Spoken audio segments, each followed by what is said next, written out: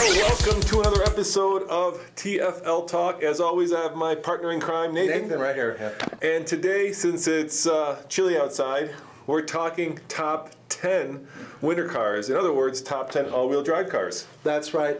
We wanted to discuss just a little bit about the all-wheel drive systems and four-wheel drive systems in some of the vehicles we've recently driven, at least for the 2014 model year. And we have quite a few vehicles here that are unique, and actually not all all-wheel drive systems are alike. No, they're very technical and very different.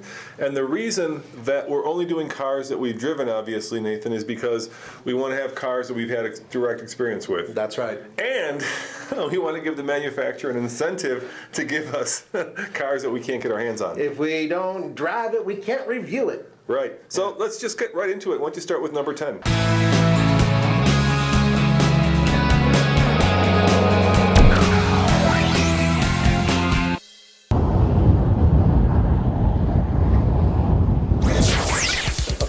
We put down the new Nissan Rogue, and this comes directly out of Nissan. They call it intelligent. Yeah, intelligent all-wheel drive. I wouldn't call it intelligent. I'd say it's thoughtful.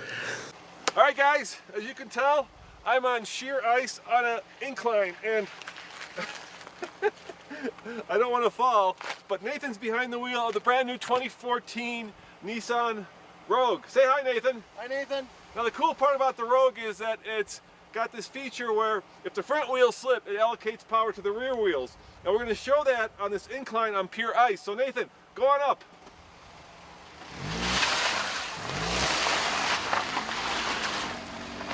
Check it out, no problem. This is sheer ice. I can't even get up this hill. Whereas the Nissan Rogue and Nathan had no trouble.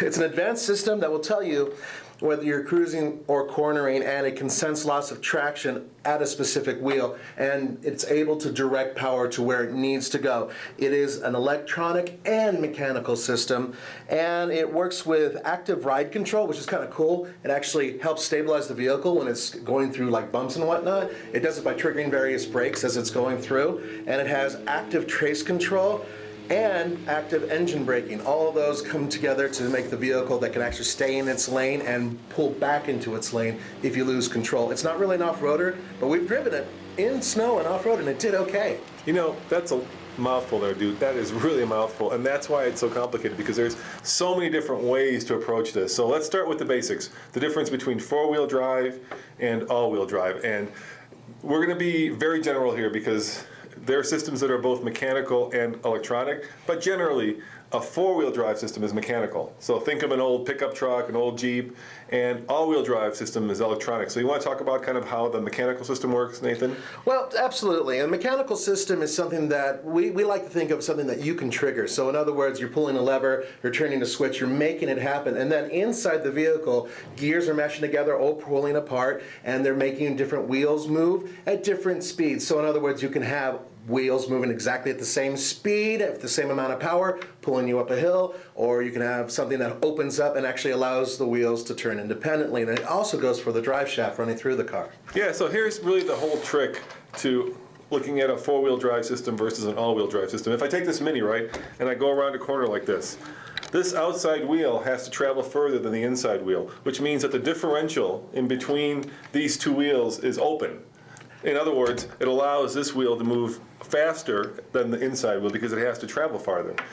And in a traditional four-wheel drive system, what you could do is you could lock this front differential. So if the car was driven by three wheels, you would throw a lever, and then in the old days, you actually have to go outside and you have to lock the hubs. The hubs, yeah. Yeah, manually, like Nathan was saying. And then these two wheels would travel at the same speed, which was great in low traction situations like rock crawling, but not so good if you do it and then you hit dry pavement, because all of a sudden the car's kind of stuttering around because the wheels are locked at the same speed going around corners.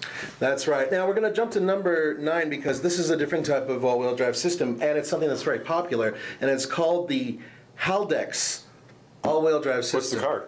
This one is the Volvo XC60. Now you drove that in Vegas. Yes, I did. I drove the newest one in Vegas, but the one I drove was front-wheel drive. The older one that I drove and you drove was the all-wheel drive one with this system, and it's instant traction. And what it basically does is it works with engine torque. It can actually retard the engine, draw it back a little bit on top of traction control, braking, and everything else to have the all-wheel drive system work in the most efficient and most traction-worthy form.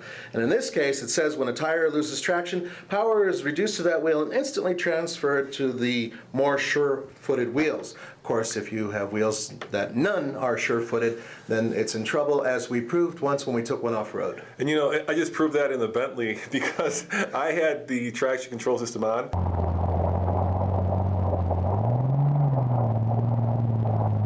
And I floored it, 616 horsepower, and the car did not move because none of the wheels had traction. And I think this is a good time to talk about kind of the way that the system can operate in terms of all-wheel drive. We kind of discussed four-wheel drive, so let's talk about all-wheel drive. There are basically three different modes of operation. There's a car that has all-wheel drive, like this, actually X-Type, that had all-wheel drive. Yeah, you could, I know you hate it. You could have a rear-wheel drive bias, so the power automatically, and that's how Jaguar system works, by the way. It allocates most of the power to the rear wheels, and then when the system senses slip in the rear wheels, it sends power to the front wheels, up to 50%, so a 50-50 split. Yeah, they can do that. And there are other systems that are similar to it. But once again, there are so many different variables that go for different systems. And even if they have the same name, like Haldex, which you'll hear again. There's different generations. There's different generations, and some vehicles have a little bit more bias towards traction control. Others have more bias towards performance. Now, number 8 on our list is the Ford Explorer Sport. And that's it's a really surprising vehicle because it's ridiculously fast and it's massive. It's a big, Explorer, but it does have an all-wheel drive system, and it's one that has what they call a terrain management system. So there's a little knob, and you can actually select between the different terrains. But what we've noticed is pretty much on auto, it's really good in rain, and it's okay in snow, but off-road, neither of us found any systems that worked particularly well, no matter where we shifted in the knob. And what was the reason for that?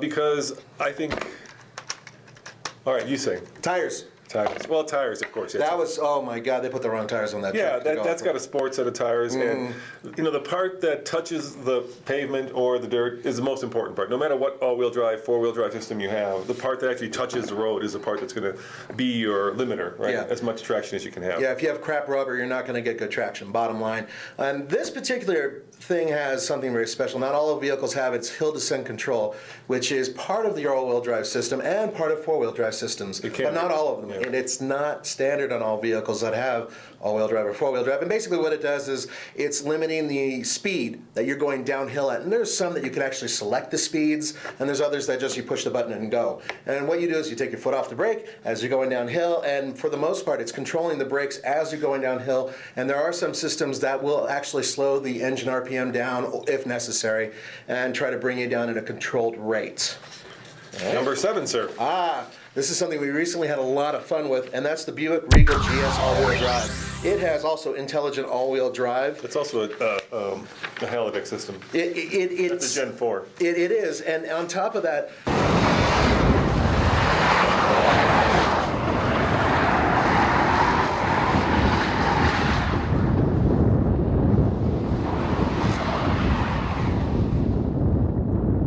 the way it was described to us is that it's both mechanical and electric. So it's trying to figure out the best usage of the all-wheel drive system to get you from point A to point B. But what's real cool about it is you can defeat almost all of the traction control and drive like an absolute maniac on the ice, which is really cool. Which is what you did. Yeah, it was so much fun. It was great. And that's a great example of a system that's the exact opposite of the Jaguar. It's front-wheel drive biased, right? So the front wheels are driving the car, and then when the system detects slippage in the front wheels, it sends up to 50% of the power to the rear wheels. So instead of going rear to front bias, you're going front to rear bias. I think it's actually more than 50% up to Yeah, I think rear you're wheels. right. I think it can. And that's, each system is a little bit different, and it can be tuned differently. So this is a very technical and complicated area. Now, if you take it from the Buick, which is really built for roads, okay, then you can go up to the next level, which is number 6, and that's the Range Rover Evoque. And that has, it's a Haldex system, but it's built for real off-roading, for a crossover. There are 4 modes. There's dry, snow, ice, mud and ruts, and sand.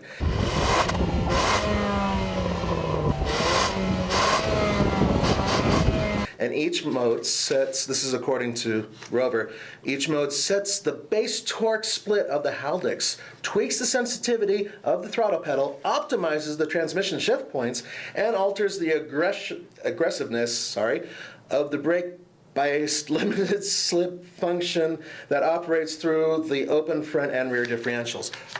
That's a mouthful. That was one sentence, man, and they wrote it, I didn't. So the point is that what it's doing is it's using mostly its intelligent system to judge how much slip is on one tire and how much grip is on another, and move it around so you can get over obstacles easier. Yeah, and that's also another thing that we should talk about. There are potentially 3 differentials you can have on a vehicle, and this obviously only has one because it's a Mini, but if, let's say this was just the bottom of a typical very hardcore all-wheel drive vehicle, you can have a differential in the front, you can have one in the middle, and you can have one in the rear. So when you lock the middle one, what you're doing is you're allocating the same amount of power to the front and to the back. But these are still open, which means that really you're only getting 2-wheel drive. One wheel's driving the front, one wheel's driving the back. Then you can also lock the differential in the front and in the back on, like some of the Land Cruisers, some of the Lexus does that. Jeep. And you can, in essence, send the same amount of power if you lock it all down to 4 wheels, which is exactly what you want in kind of a rock-crawling, hardcore off-road situation. It's not what you want in a situation when you're driving around and it changes from snow to dirt to pavement to back to snow, because you will, once again, get that shudder going across. That's what happens up here a lot in the Colorado area, is that we have a variety of different weather patterns that go through one day. And so you need like different things to select from, or you need a really good intelligent all-wheel drive system. And we're going to hit a few of those, including this one, which you and I disagree on. Yeah, I don't like this one. Yeah, the Mitsubishi Outlander Sport. Now, look, folks, I'm not in love with the vehicle, and it has a continuously variable transmission, which, well, frankly, takes all the fun away, but it has what's known as AWC, which is all-wheel control, and it's derived from the Mitsubishi Evo. So it actually has a really, really sensitive, excellent system to send power to the wheels that need it, and in case it just gets totally flummoxed, it'll send power to all wheels, and it did that in the snow when we were getting stuck because it had really crappy tires. Yeah, and because it has really crappy ground clearance. So one of the things that you need, obviously, is good ground clearance, because if you get a lot of snow underneath the car, you can get it high-centered, and that car doesn't have it, and that's why I don't like it. People say I'm a Mitsubishi hater. No, I love Mitsubishis, but I just don't like the fact that the thing has no ground clearance, and you get a little bit of snow underneath it, and all 4 wheels are spinning because the thing is like a beach trail. It was kind of up high on that, but the way they explain their all-wheel drive system is it works with the drivetrain, suspension, what? Oh, okay, so initially developed for high-performance Lancer Evolution full-time 4-wheel drive models, the system is now incorporated in Mitsubishi's other 4-wheel drive vehicles, each having their own disconnect function. Not disconnect, I meant that. Just go to number 4. Enough about the Mitsubishi. It's a good system though, folks. And this is where we kind of draw a line, because what we're doing is we're going from these intelligent systems, right, that are systems that basically you select the kind of terrain you're on, and then there's a little computer in the car that says, oh, okay, you're on snow. Yep. So I'm going to do what's best for you on snow, and takes the autonomy away from you. It makes it kind of its own little thing. Which is good for a lot of people who need it. Which is good, but the best systems, in my opinion at least, Nathan, are the old-fashioned systems. There's nothing that beats good tires, good ground clearance, good approach angles, good departure angles, and lockable differentials, and this next vehicle has it. Has it all.